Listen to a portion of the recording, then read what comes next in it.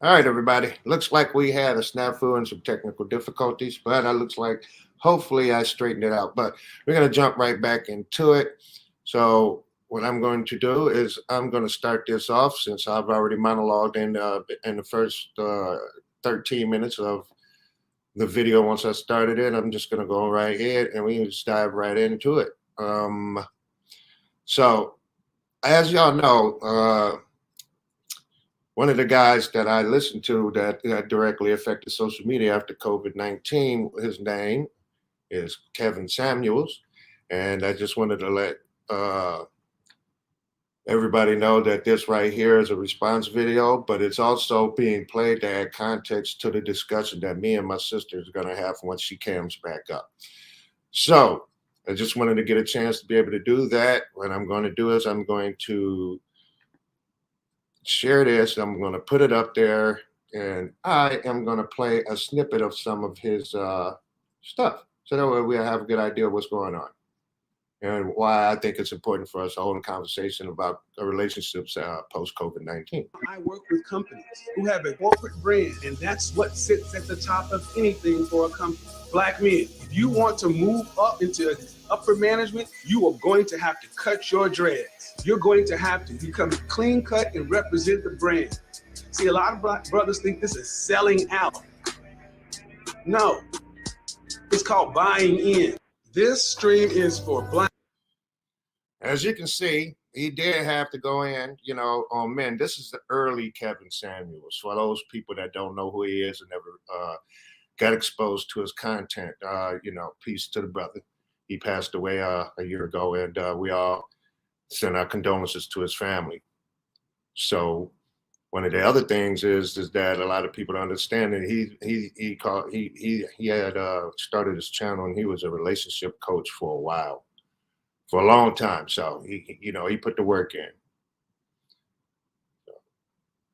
and as people know, one of the things that his rise to fame is he became very, very popular on his YouTube streets, and so we're going to hold a conversation about that, and let's see what else I have over here because there's something else I want y'all to be able to see. That way you all get a really decent idea exactly what kind of influencer that he was, because he was a really good influencer. All right, let's see what we have here. So I removed that, and I wanted just to make sure that we got everything going. I got one more video by him that I want people to see, so we can hold this in context and be able to hold a conversation that's going to be fruitful for the people to be able to be involved in. All right, so give me a second and let me get another one up. And let me see. Let's see. What do we have?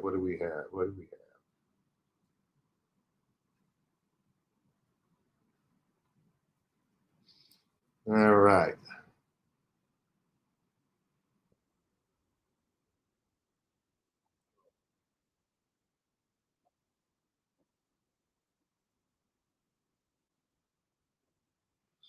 All right, people.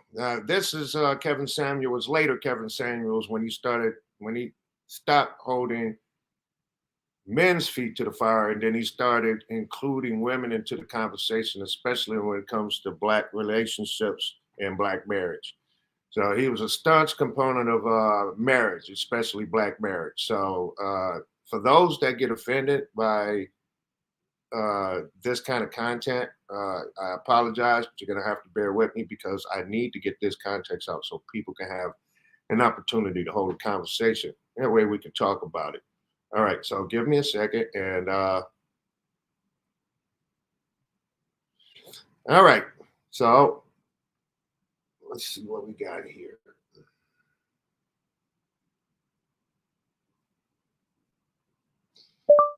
Okay. So what we have here is this.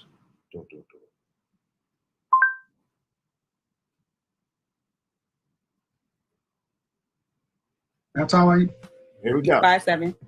Dress size. Sorry. Dress size. Dress size, I would say about a 10. How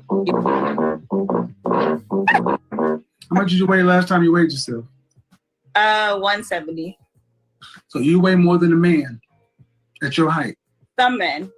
Oh, at my height? At your height. 80. 5'7"? Yeah, the average height of an American man is 5'10", the average weight is 168. You weigh more than a man. So I just wanted to play some of this so people get an understanding that when he was holding men's feet to the fire, didn't nobody care. So I postulate that the selective outrage came when he started holding women's feet to the fire. But you know what? What we're going to do is we're going to talk about it. That's what we're going to do. So that way everybody can have their opinion in. So what I'm going to tell you is that on the comments,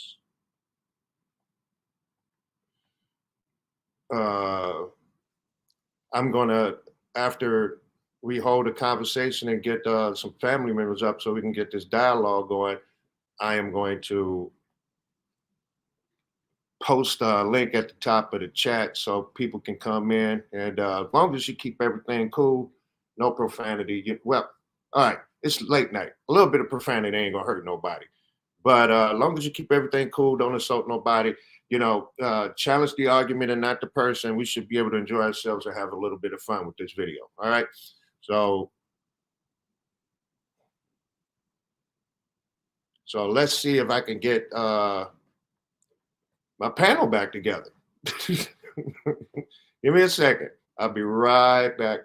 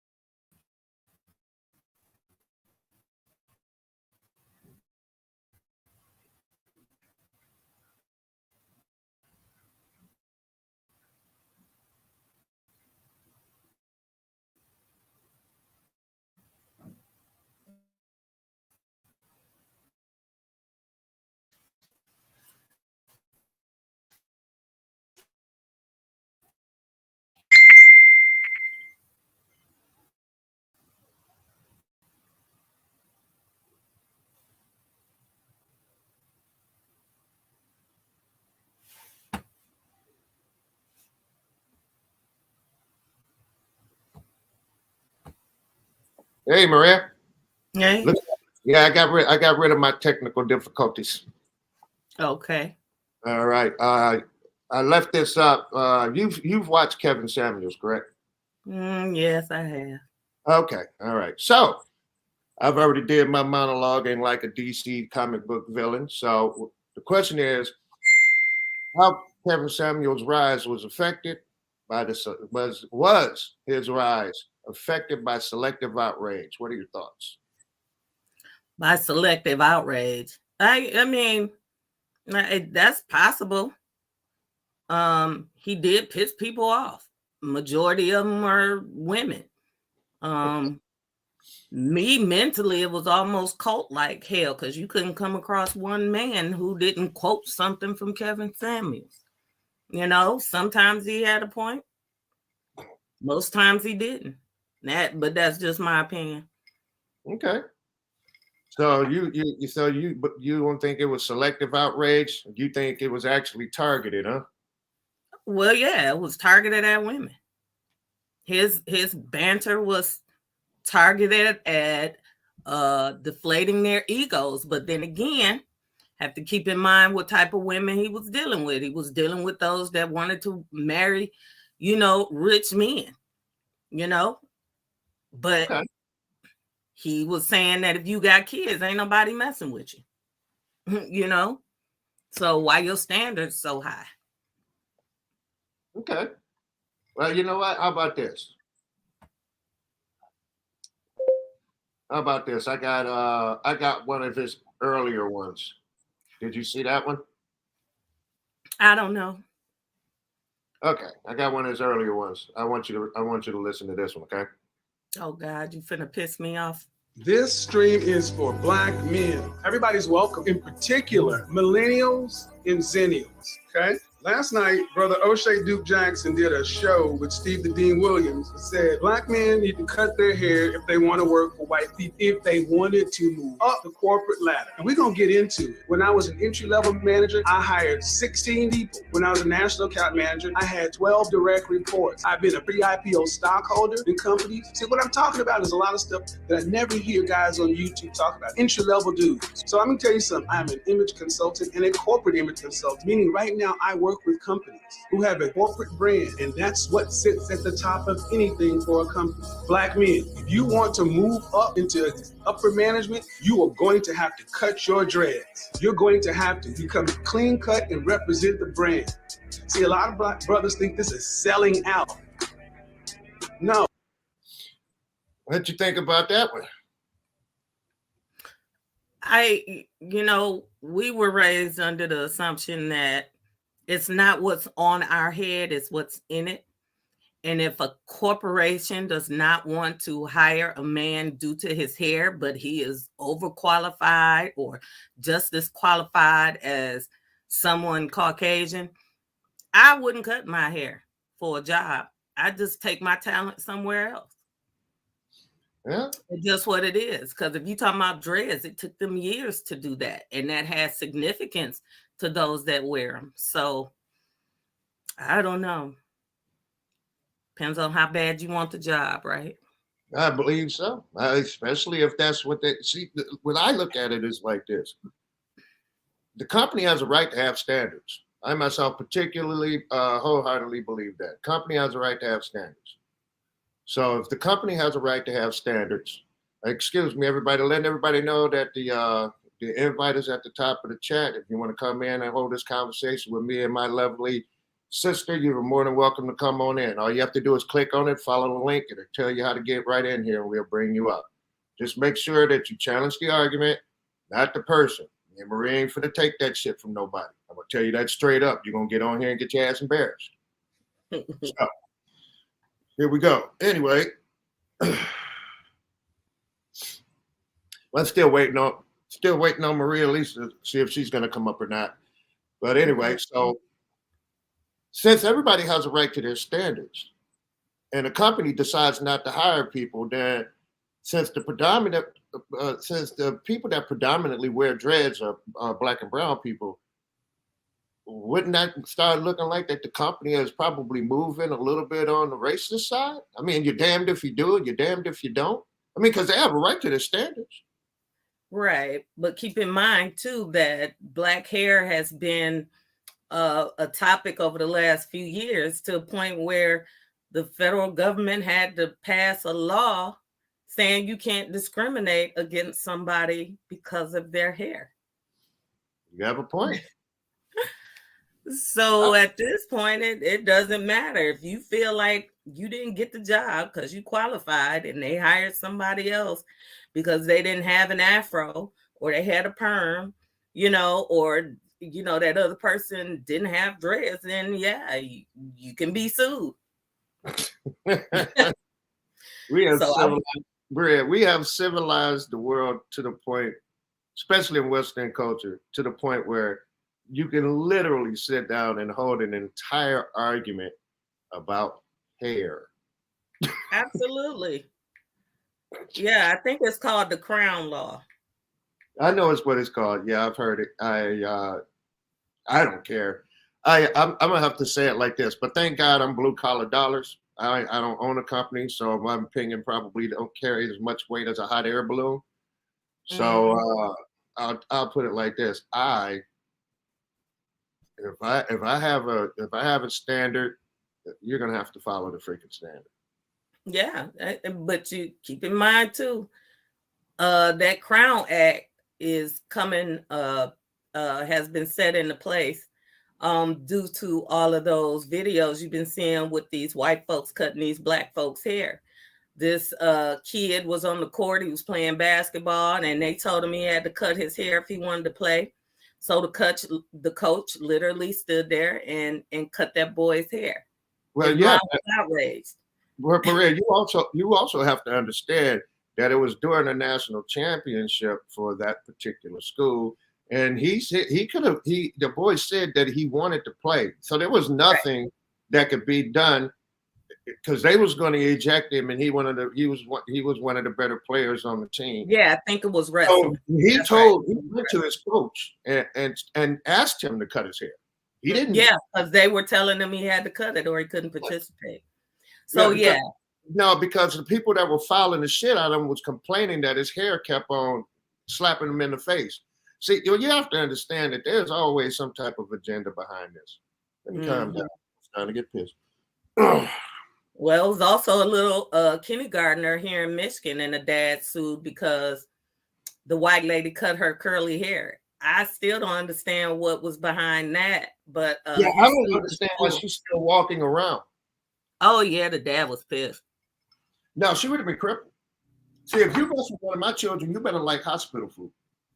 Yeah. Yep. So it's been a lot of that going on as far as hair concerned. But Kevin Samuels, it is what it is. He found a niche that he could scratch, and he scratched the shit out of it until the day he passed. Rest in peace. All right, so on to the next topic. What do you think, Maria? Why were so many women offended? I mean, they were Kevin Samuels. Yeah. Hell, you telling me if I got kids, I'm not marriage material, or nobody is gonna want me because I have kids, and then you upset because these women had kids by these men that didn't marry them. But is that a problem with the woman or a problem with the man? I don't know. I think that, like I said, I'm gonna go back to my argument. I believe that everybody has a right to have their own standards. I myself particularly don't care if excuse me, sorry about that. If a young lady has kids, but I believe that if a man does not want to date a woman with kids, he should have every right to not want to date a woman with kids. Absolutely right. I think that women were offended because a man had the nerve to say it, but men been thinking that forever. I'm just saying, but they just it could be, but a man helped make that baby. So why? I mean, why isn't it a double standard? Why wouldn't he be talking about, okay, man, you got 10 kids. Man, you got 10 kids. Ain't nobody gonna want to marry you. He was. Yeah, well, I didn't hear it when I was clicking on that. That's because people. That's why I started off with selective outrage, because they talk about all the stuff that he talked about when he talked about women, but they never mentioned the stuff when he was actually speaking about men. See, he's got 3 years worth of videos on his channel where all he was doing was talking to and about men. Mm-hmm. And he was just as vicious. He was just as vicious. But I didn't see any of those. The ones when I periodically clicked on there or he popped up on my little timeline or whatever, I might watch a little bit of it. But when I felt my anxiety level going to 10, I had to let him go. So that's how that worked. Yeah. But again, I don't think it was all him. I do believe some of those women had some distorted thoughts. Yeah. They thought they were cuter than they probably were. They thought they had more stuff to bring to the table or nothing to bring to the table. They just wanted somebody to take care of them. Some of them were delusional. I'm not even gonna lie. Yeah, I'm not. I have to agree with you on that one. I have to agree with you on that one because I mean, I watched. It was like watching a train wreck in slow motion. Some of these chicks, oh my lord! And the funny thing is that you at first when I started paying attention to his content, I thought this has got to be made up. I said, there's no way in the world a woman is going to come on here and put herself in a position and double down on the inane childishness of what she was talking about. I was like, okay. Oh, okay. Yeah. Yeah, I'm just gonna leave it at that. But you know, I have to tell you one thing. It was funny. Yeah. Well, at the end of all that, like you said, it's the decision of the person who you want to date, what you're looking for, you know. Mm-hmm. But I did find it interesting, though, that he would also say, if you was to get a man like that, you 20 pounds overweight, you 5'2" and weigh, you know, whatever, you know, you're going to have to get in shape. Ain't no man going to want to. I'm just like, oh, my God. Okay, what about these men? Ain't nobody talking about their ass getting out there working out. Nope. 20, 30, 40, 50 pounds overweight and shit. But you don't hear men complaining about it. You don't hear men. Ain't no woman complaining about it either. But why he on there belittling women and downgrading them, telling them if you don't lose that weight, you ain't gonna get a man. But it was always that specific man, that man that made the 6 figures or whatever. So I think when I'm dating, I'm gonna just stick with whatever. I'm gonna stick with. Well, I'm gonna play a snippet. I'm gonna play a snippet of one of his antagonists that he used to go back and forth with, and they kept it clean most of the time. But then they were snappy when they were on their own channels. I don't know if you ever heard of her. Her name is Kendra G. No. Okay. Well, she has her own podcast, and she's a image consultant also and relationship coach. Right. So she's well known out here in these streets. So I'm gonna play a little bit of her stuff. You put for her stuff over there in the chat? Oh yeah, it's down there. Oh, okay. Yeah. You gotta bear with me. I just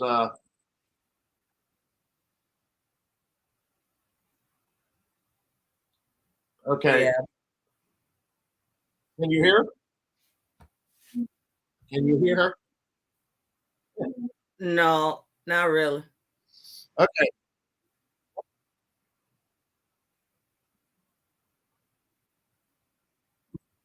Oh yeah, I have seen her. Some of her videos crazy too.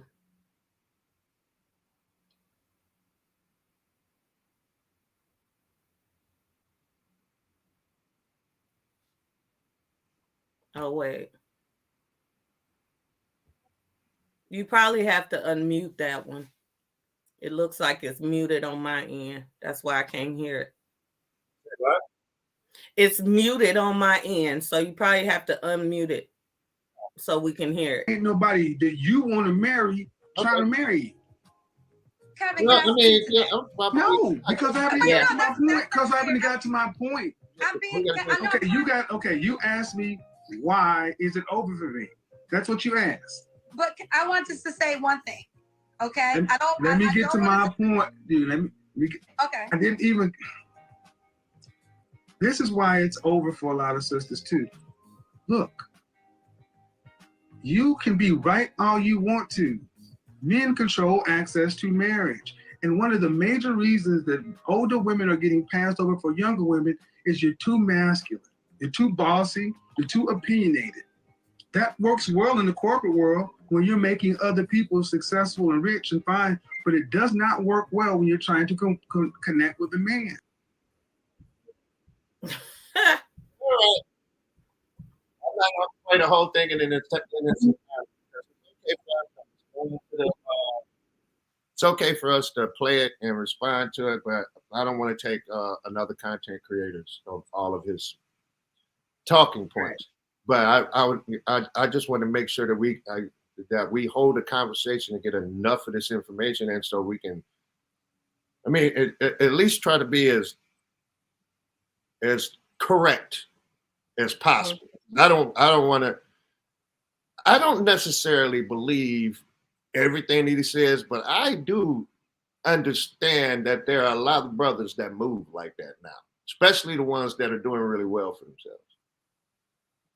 Move like what? Don't want older women or aggressive women? They don't want older women. They don't like mannish women. They just not moving like that no more. I mean, the thing is you seeing it all over YouTube now. I mean, look, you have now these are shout outs so people can understand that I actually watch this content. I've been on some of these people's panels, but you have Mediocre Tutorial and Reviews. This 38-year-old brother's probably in his mid-30s and he's a millionaire. You got Anton Daniels, Pink Book Lessons, Queen Sheba. I can sit here all day. Anyway, but you have a lot of people out here in these YouTube streets discussing relationships. And it would go over people's heads. You know what I'm saying? Because before COVID-19, well, nobody trying to hear that. You know what I mean? But it seemed like right when COVID-19 hit, you have all these relationship coaches and OnlyFans accounts just popping up all over the place. Right. So I can explain that part. Okay. You got relationship coaches is because when the pandemic hit, people were locked in their houses with their spouses and their girlfriends. They wasn't going nowhere because everything was shut down. Half of them lost their jobs due to COVID because they shit shut down, right? Which means that person that you thought you knew, you got to know in that house 24/7. Well, yes, and ma'am. So they was fighting over stuff. They was bitching about shit. And so what they needed was some type of therapy or relationship coach or something to look up in order to minimize the effects on that damn relationship, because they were breaking up and domestic violence skyrocketed. Oh, I can believe it. I can believe it. Mm-hmm. Yeah, anyway. And I have to go ahead and say that right there was the most eloquent way that you could have said it. I'm going to have to give it up to you, Maria. All right? I'm going to have to give it up to you. I got no choice here. I got no choice. I got to give it up.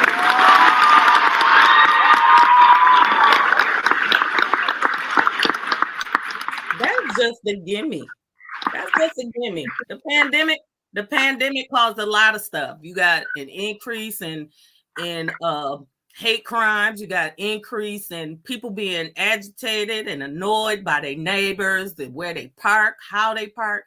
There's no shortage of videos of Karens and neighborhood wars and fights and all that other stuff. All when the pandemic hit, because nobody had nothing to do but be nosy. Look out they window and why you parking in front of my house? Well, hell, ain't no other place to park. Get from in front of my house. My husband parked there. Or what, just petty stuff. Oh, yeah. You talking about what happened to me. Yeah, whatever it is. Whatever it is. Not even necessarily you. Them shows out there is killing it. Neighborhood Wars is out there. The Karen videos. People doing whole YouTube specials on Karens. Oh, yeah, I know. And Kens. Yeah. And all this started after the pandemic. Ain't nobody got nothing to do. They bored. They suffering from cabin fever. They sick of their damn significant other and always up under them 24/7. Hell, why you looking at me like that? Looking at you like what? You know what I'm saying? Yeah. Why you breathing so loud? Yeah, why your heart beating? Right. Can you just stop breathing? Damn. You Yeah, know what I I'm mean, saying? why you So over here? yeah, Why you over here alive? You being alive is right. is livid. Right. People trying to entertain themselves, so they on their cell phone all the time and social media, jumping into people DMs. You know what I'm saying? And they got a spouse or a partner right there. Hell, that's disrespectful. That's gonna start a fight. That's gonna start a fight from boredom. Oh yeah. Hold on. All right. So that's the next one up. Why do you, Maria, since we can't get nobody else to come up here, it looks like it's just me and you again. But we'll just keep on building this ship while we sailing it. Why do you think there were so many men that felt vindicated by his talking points? Well, obviously, it's just like Trump supporters. He's saying something that somebody can can relate to. Something like you said earlier. They related to it and they've been wanting to say it, for the longest. So yeah, they felt vindicated because somebody was saying out loud the shit that they've been thinking, you know, yeah, you got a point. or saying out loud things that they have gone through when they dealing with these women. And the specific type of women to me that he was dealing with were pretty much gold diggers. Why are you out there looking for a man that got money? What happens if he becomes broke? What do you have to lean on? Are you gonna go out there and support him like he's been supporting you? Those are the questions I would want to know.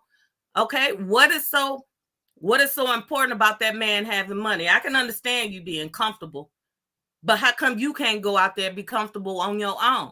How come you can't be comfortable with an auto mechanic who make $30 an hour? You know what I'm saying? Who love you instead of somebody, just like, okay, well, you can be my eye candy, for this week. Okay. Until I go find something else. Okay. Well, let me get in there. You know, Kevin Samuels is my let me get in there. Come on. Let me get in. It's our show, not Little Sister's show. Let me get in. I believe that you're absolutely correct. I believe that he was saying stuff that that men, especially in my age and in my tax bracket, were thinking all the time. And it did. He came about at a time with me that I was already going through a divorce and dealing with shenanigans of my own. And I found that amazingly painful. So it was kind of like a comic relief to me to watch these hyenas get on there and start trying to describe what kind of man they want, but wasn't bringing to the table the shit that they wanted at the table in the get-go. It was amazing. I literally thought that they were joking. I thought he was calling people and having them call in. I found out that he was live, and he was live for 3 or 4 hours. There's no way in the world you can set up that many people to come on there, and he made them cam up too. So it wasn't the same chick. Right. I was amazed at the sheer unaccountability that was displayed during his live streams that I was like, no wonder I'm getting a divorce. They all out there. They all out there. For me, I found him manipulative. When certain women would say certain things, he would flip it and turn it into a negative. He had the gift of gab. That's all I'm gonna say. He did have the gift of gab. He could talk. He could talk a good game. But the funny thing is the only thing he had to do was just stick to his talking points. See, a lot of people think he was manipulative because he stuck to his talking points. He didn't let people just go off on a tangent. Let them keep on running their mouth, especially when people have a tendency when they think they're losing an argument instead of holding a conversation, they have a tendency to continue to move the goalpost. Mm-hmm. You know what I'm saying? They double down and double down and double down. Like, I mean, like literally, I one day told an employer of mine, I was like, you know, I specifically told him, I was like, you don't have to lie. He was like, did you just call me a liar? I said, no, I did not. I said, you don't have to lie. Now, if you're going to equate that as me calling you a liar, then that's on you, because I'm responsible for what I say, not what you hear. See, that's one of the things that a lot of people don't understand. If you really looked at what Kevin Samuels was talking about, he had the same talking points. That's the reason why it was genius. He had the same 6 talking points. Same 6. He never changed. What's your height? What's your weight? Yep. Same 6 talking points every time. He never changed them.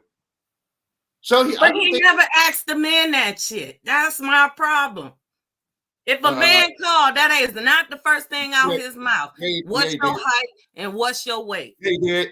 He did. What's your dress size? First of all, hold on. You don't get to just say something you ain't did. You didn't watch none of his stuff. I did watch some. I didn't watch a lot. Okay, no. When he was talking to the dudes, because yes, he did. He used to say, "What are you doing to further yourself? What are you doing to make sure that you getting your come ups? How you chasing your bag? What kind of clothes are you wearing? What kind of cologne are you wearing?" Well, if you ain't doing none of these things and you're not trying to participate in it, well, you know what? You're gonna be left behind. Ain't no woman gonna want you. When was the last time you went to the gym? How tall are you? Because you know, if you know that most women, the average woman's height is this, the average man's height is that. So you know what, you know, depending on how you look, what your economic status is, how you moving out here in these streets. He used to say this to these men. And I'm keeping it clean because, man, you promised that we weren't going to use profanity. But go back and look at some of his old stuff. He literally told the dude, and I quote, he said, well, if you're short, fat, and ugly, and you have a little dick, you're going to die alone. I would find that offensive as well.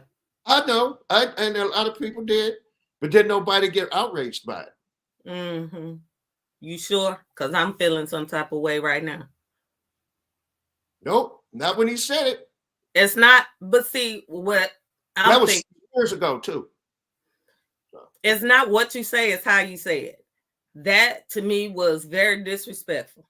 But in his defense, which I hate to do it, in his defense, that man did call in. Those women call in. You don't go out calling them and saying, hey, come on the show so I can disrespect you. You knew what you was getting when you went on there. Especially, look, they knew when he went from 50,000 subs to 170,000 subs overnight. They knew what they was getting into. They knew it. It's like watching the Three Stooges. You knew every time they got around each other, somebody was going to get knocked the hell out. Punched, kicked. Or poked in the eyes, yeah. Poked in the eyes, yeah. You knew there was always one bully. Right. Yeah. He was Mo. And everybody else was Larry and Curly. I don't know. He was good. He damn sure had a following. Oh yeah, he definitely he had a following. And that's crazy because whether he was right or wrong, they were there. Okay, how about this? And this is, I think, we're getting close to some of our final thoughts. All right. What do you think? Did his rise to YouTube fame and his sudden passing teach anything? Did anybody learn anything except for how to use? I'm sure y'all did.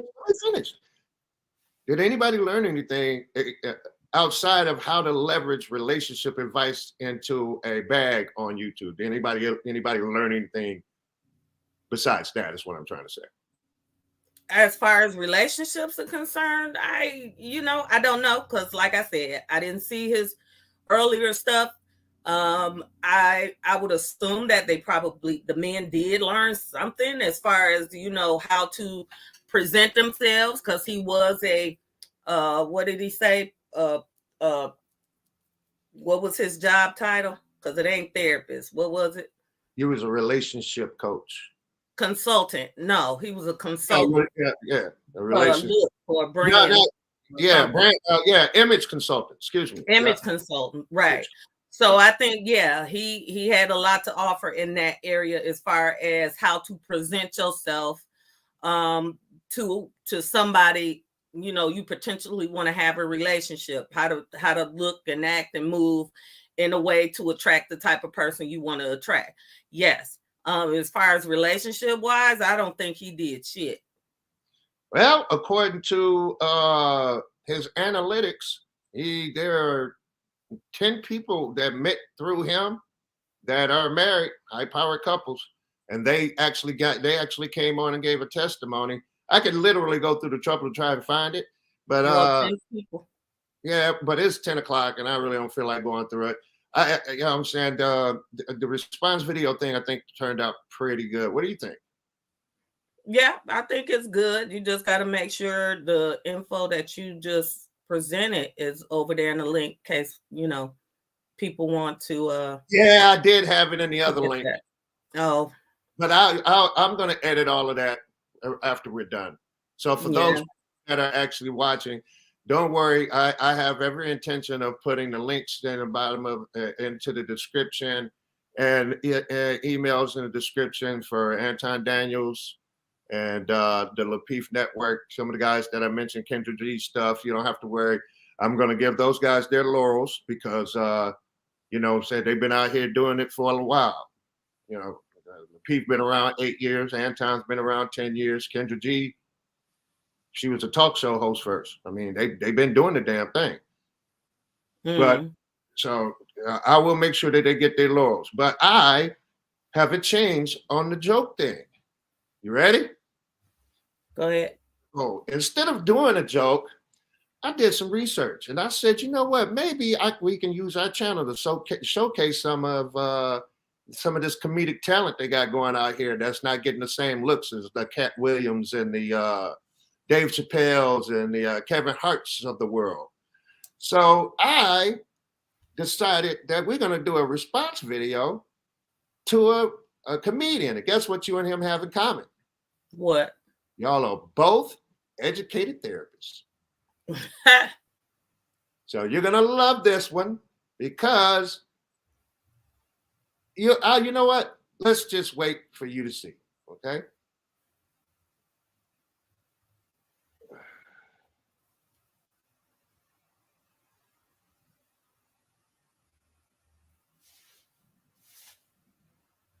All right, here we go. So I have a theory about dog names. This is a theory. I'm not saying this theory is 100%. Just letting you know it's a theory I have about dog names. We're going to check the theory right here in your city. We're going to just check the theory. I don't know for sure. So here's my theory. It seems like my white friends, when I talk about my white friends, I'm including the white people in this room. It seems like my white friends, most of the time, give their dogs human names. Black people, not so much. I could be wrong. I don't know. Let's find out. If you're a white person, you have a dog, raise your hand. If you're a white person with a dog, cool. I'd like to talk to this lady right here with a stripe. She got a striped shirt on, blue jeans. Yeah. Can you give her the microphone? Cool. Yeah, she got a mic for you so everybody can hear you. What is your name? Angela. Angela, cool. First of all, Angela, what kind of dog do you have? She is a Shibu Inu. Shibu Indian. Okay, we on the right track already. We on the right track. Yeah, that is not a black dog. That's not a black dog. And what is your dog's name? Haley. Thanks for playing along. All right. Need another white person with a dog. I'm looking for another white person with a dog. Yes, you gotta go give her the mic. You can give her the microphone. Cool. And what is your name?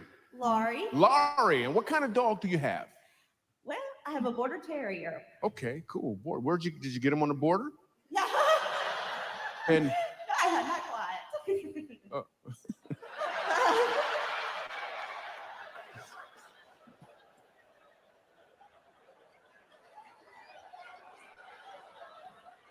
your laugh is amazing, by the way. I just want to throw that out there.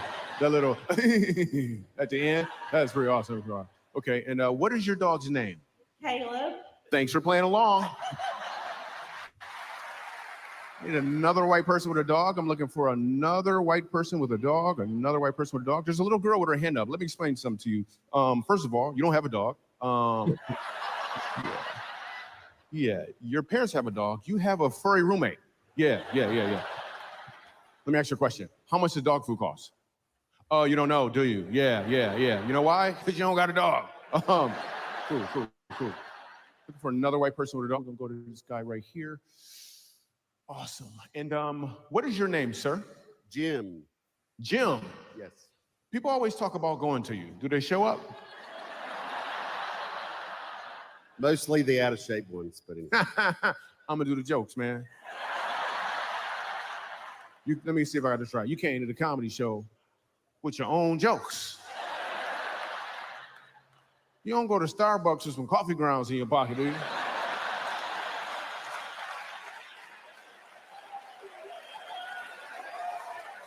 I just need sugar. That's all I need.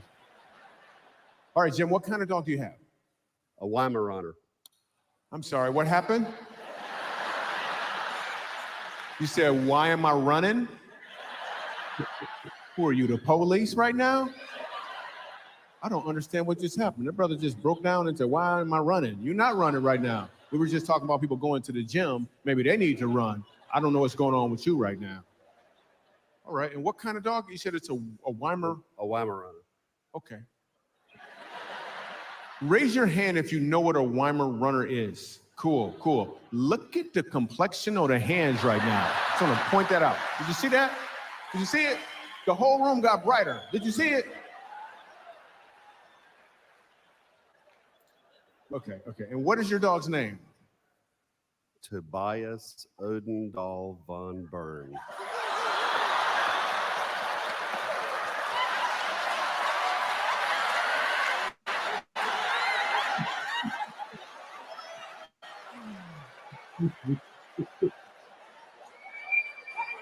Does your dog have a job or something? Your dog got a social security number, don't it? Let's check the other half of the theory. I need a black person with a dog. First of all, notice how many hands are not going up. I'm gonna point that out real quick. Notice how many hands are not going up. Okay, cool. I'm gonna go with that sister right there. Is that okay? Can y'all get her? Is it two right there? No, you gotta keep your hand up. Yeah, with the stripes right there. Cool. Pass the mic down to her. You can tell this is completely unrehearsed. I just want to throw that out there. They would already have mics. Just jumped up. Hello. Cool. And what is your name? Jasmine. Jasmine. Where'd you get your dog from?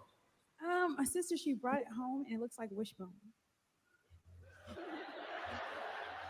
So she brought the dog. So you didn't pay no money for the dog. That's the point, right? That's what I'm saying right there. Okay. All right. And what kind of dog is it? It looks like wishbones. I don't know. I have no idea what you're talking about right now. What is your dog's name? Coco. That's what I'm talking about right there. That's what I'm saying right there. That's a black dog. That is a black dog. She don't know where it came from. She don't know what kind of dog it is. Just named it Coco. That is so awesome.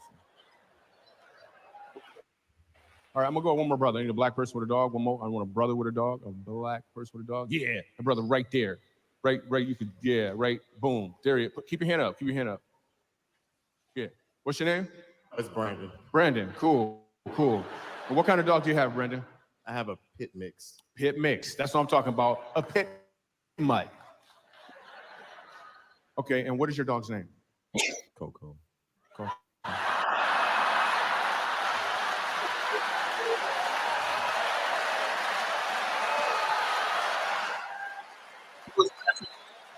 When was the last time you saw your dog? She don't even know when she's seen that dog last. Did Coco look like a wishbone?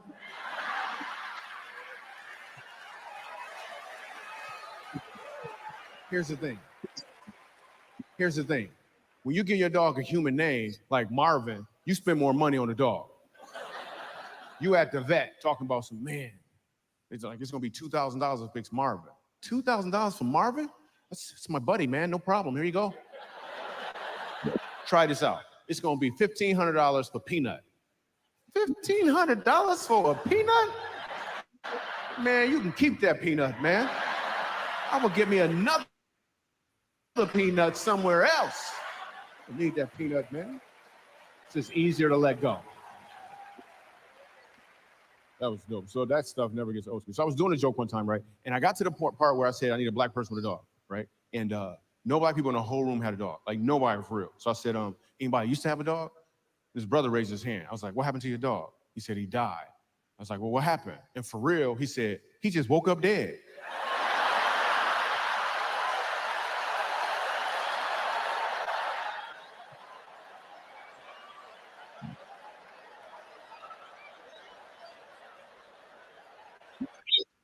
What are you talking about right now?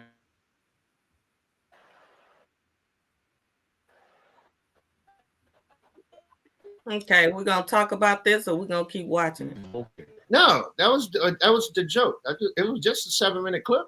Oh, It felt longer than that. yeah, Oh, sorry. I guess you didn't enjoy it as much as I did. yeah, it was funny.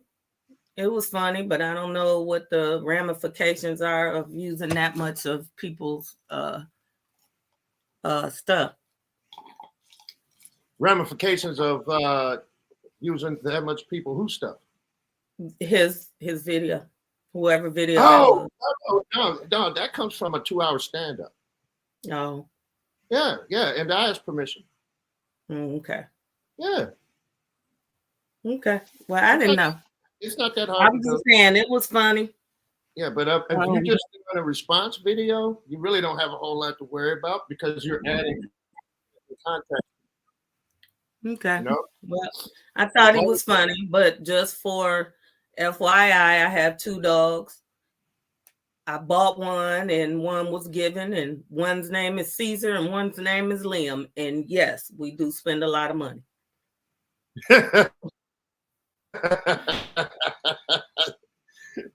I think you dropped off. Who, me? Yep. I'm still Well, it here. looks like, you know what, I think we've done enough with this. We're going to go ahead and call it a night. Anybody that have any comments, please comment down below. Let us know if there's anything we could do better. I'm sure there's plenty of stuff that we can. For those people that actually would like to be able to come in.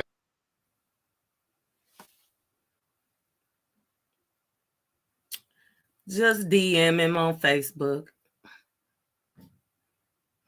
See ya.